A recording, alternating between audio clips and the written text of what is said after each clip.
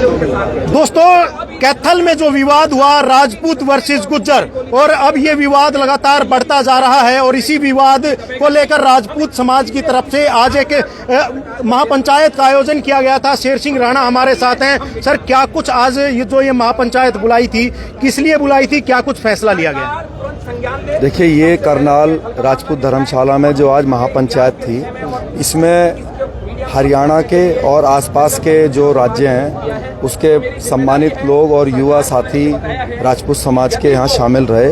यहाँ पे निर्णय ये लिया गया कि जो भाजपा की सरकार है उसका जिले वाइज विरोध जारी रहेगा और 10 सितंबर को एक कैथल की धरती पर एक पूरे राज्य स्तरीय जो है वो विरोध प्रदर्शन का कार्यक्रम रखा गया है सरकार के खिलाफ। मतलब आर पार की लड़ाई का ऐलान जो है वो कर दिया गया। अब कैथल में 10 सितंबर को इकट्ठा होना है। जी, 10 सितंबर को एक बड़ा सम्मेलन किया जाएगा सरकार को चेतावनी देने के लिए। और मेरा खुद का ये निजी मत है, ये कमेटी का मत नहीं है। मेरा ऐसा कहना है कि समाज को, आज हम यहाँ बैठे हैं, 10 तारीख को कैथल में बैठेंगे, उसके बाद भी जो हमारा समाज कहेगा कहीं और बैठने के लिए वहाँ भी बैठेंगे। लेकिन शेर सिंह राणा इस मत पे चलने वाला व्यक्ति नहीं है। मेरा ये कहना है कि इस तरह से तो हम रोडपति बने रहेंगे, हमेशा रोड पे ही बैठे रहेंगे, सरकार हमारी सुन नहीं रही। तो मेरा ऐसा मानना है कि हम खुद सरकार बने। हम क्यों भिखारी बने? हम यहाँ भीख मांगे, 10 तारीख को मांगे, आगे मांगे। हम खुद सरकार बने जैसे हमारे पूर्वज थे। और सरकार बनने के लिए राजपूत समाज को अपने जाट भाइयों की तरह, यादव भाइयों की तरह अपना झंडा बनाना चाहिए, अपना राजनीतिक दल बनाना चाहिए। हरियाणा के अंदर जो है 40-50 सीटें जीतनी चाहिए और सत्ता में आना चाहिए। अपने भी अधिकार सुरक्षित करने चाहिए और जो 36 बिरादरी के अधिकार हैं उनको भी सुरक्षित करना चाहिए। सर, जो ये विवाद हुआ, इस विवाद को लेकर क्या कुछ कहना चाहेंगे? जो क्योंकि महापुरुष जो है, हमने भी पढ़ा है किताबों में, महापुरुष तो सर्व समाज के होते हैं, तो ये जो चीजें हुई इसको लेकर क्या कहना है? देखिए, महापुरुष सर्व समाज के ही होते हैं और इनको जातियों में बांटना ठीक नहीं है। लेकिन इसीलिए इससे पहले जो क्षत्रिय समाज ने जो भी अपने महापुरुष की मूर्तियां लगाई हैं, आप देखेंगे कि महाराणा प्रताप की मूर्तियों पे भी हिंदुआ सूरज लिखा रहता है। तो इसकी शुरुआत तो दूसरे समाज ने की, जो दुर्भाग्यपूर्ण है। क्षत्रिय समाज ने ऐसा कभी किया नहीं है और इससे पहले हमने खुद बहुत सारी मूर्तियों का अनावरण किया। सम्राट पृथ्वीराज चौहान जी की मूर्तियों का अनावरण किया और हमने क्षत्रिय लिख के या हिंदू सम्राट लिख के किया।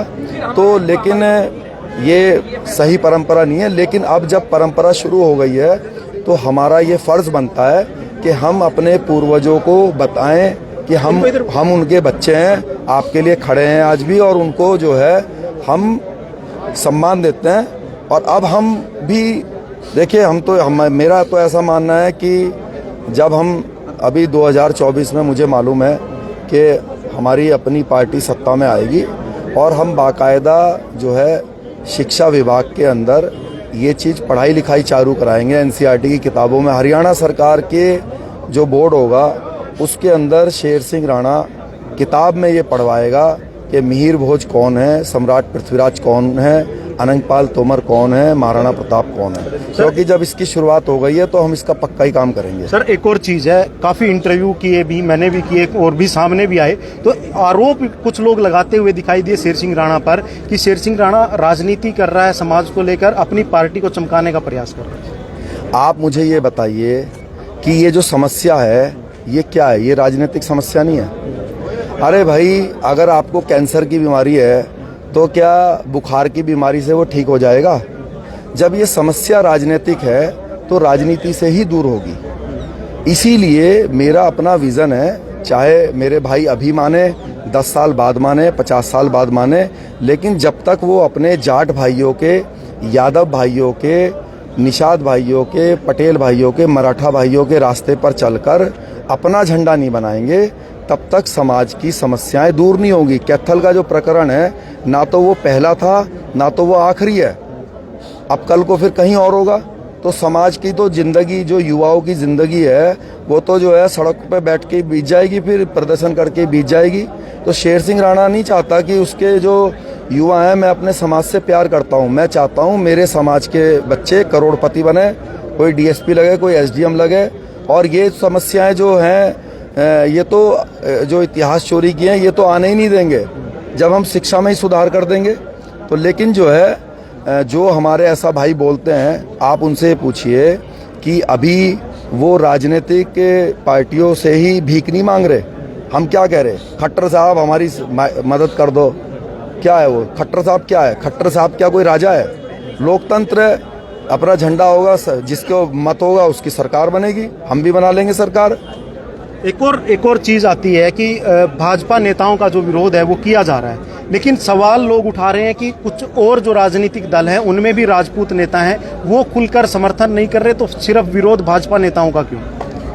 मैं उनकी बात से सहमत हूँ। जो लोग कांग्रेस में या इनेलो में या जेजेपी में राजनीति कर रहे हैं राजपूत समाज के, उनको भी खुला विरोध करना चाहिए, क्योंकि आज भाजपा की सरकार है। अब अगली बार मान लीजिए हुड्डा साहब आ गए, अब कांग्रेस में भी अगर ये समस्या आ गई, क्या नहीं आ सकती? तो फिर क्या करेंगे? जब वो आज नहीं बोल रहे तो यानी कि वो उस समय भी नहीं बोलेंगे। तो समाज को मैंने आपसे बताया, इसका परमानेंट सॉल्यूशन। लेकिन विरोध एक दल के नेताओं का नहीं होना चाहिए ना, फिर सबका होना चाहिए जो दूसरे दल में भी है। हम तो कर रहे हैं ना, क्योंकि हकीकत यही है कि भाई जो आज भाजपा छोड़ के आ गए, आप ये बताइए कि जब कल चुनाव होंगे, क्योंकि वो राजनीतिक व्यक्ति हैं, चुनाव लड़ने की इच्छा रखते हैं, तो ज़्यादा से ज़्यादा वो क्या कर सकते हैं कि कांग्रेस में जाके चुनाव लड़ लेंगे। तो क्या कांग्रेस में ये चीज़ नहीं होगी? कांग्रेस में भी तो गुजर नेता है, सरकार रही कांग्रेस। हाँ, फिर कांग्रेस में भी तो ये चीज़ होएगी ना।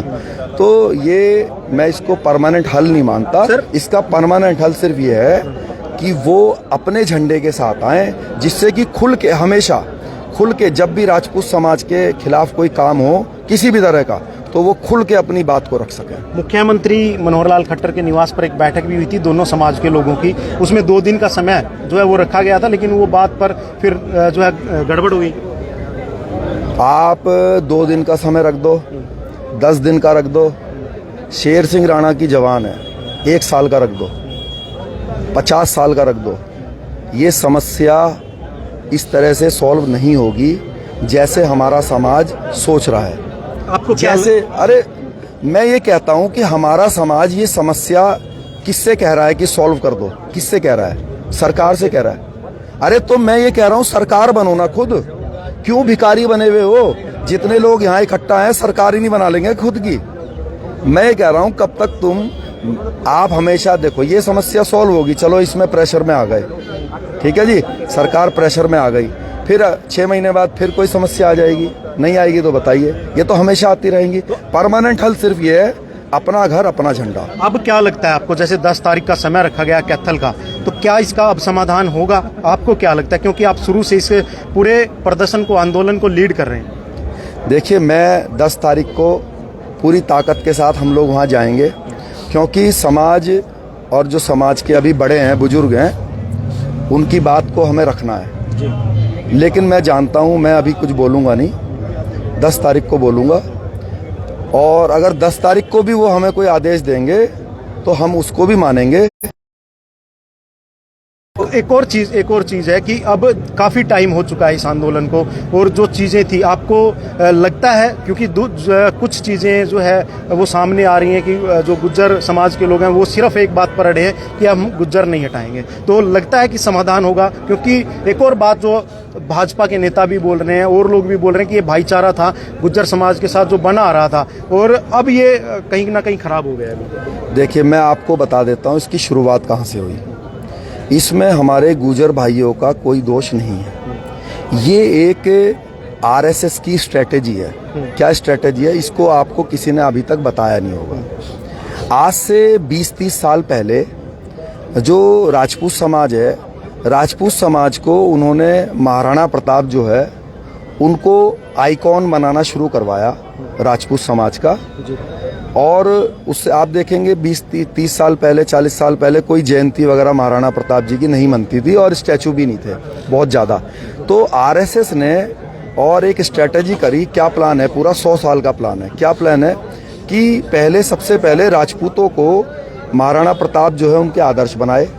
फिर बच्चों ने पूछा भाई महाराणा प्रताप जी ने क्या किया था, तो उनको बताया गया भाई महाराणा प्रताप जी ने अकबर से युद्ध किया था, मुगलों से। और देखो हमारे महापुरुष को, योद्धा को कितना परेशान किया गया, घास की रोटी तक खानी पड़ गई। तो इससे क्या हुआ कि राजपूत के मन में मुसलमानों के खिलाफ, मुगलों के खिलाफ जो है नफरत पैदा हो गई। और वो राजपूत से महाराणा प्रताप को उन्होंने बनाया हिंदुआ सूरज। तो हर राजपूत जो है वो हिंदुआ सूरज बन गया। भाई जो राजपूत हैं वो क्या हुआ, हिंदू बन गए। अब क्या है कि जो हमारे गुजर भाई हैं, जाट भाई हैं, मुसलमानों से लड़ाई हुई भी है।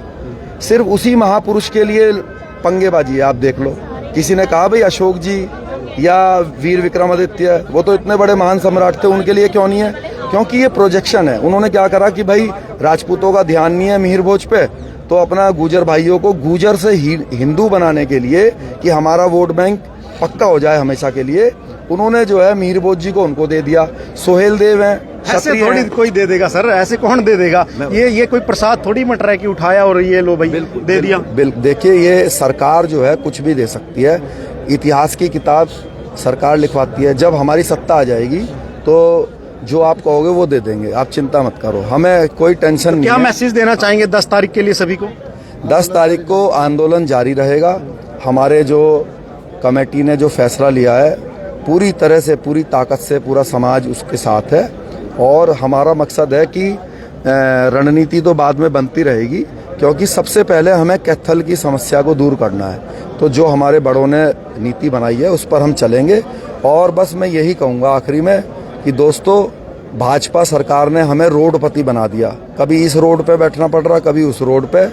और मैं आपसे वादा करता हूँ कि जो राजपा है, भाजपा नहीं राजपा, भाजपा ने बनाया रोडपति, राजपा बनाएगी आपको करोड़पति। एक बार साथ दो हमारा। तो देख लीजिए, यहाँ पर शेर सिंह राणा हमारे साथ थे और इनका साफ तौर से कहना है कि 10 तारीख को भी आंदोलन जारी रहेगा और बहुत भारी संख्या में जो है वहाँ पर लोग पहुंचे, ऐसी अपील भी की गई है। और आर पार की लड़ाई का ऐलान जरूर हो चुका है कि अब राजपूत समाज जो है वो बिल्कुल पीछे नहीं हटेगा। अपील करूंगा इस वीडियो को आपने ज्यादा से ज्यादा शेयर जरूर करना है और कमेंट कर अपनी राय भी देनी है। धन्यवाद।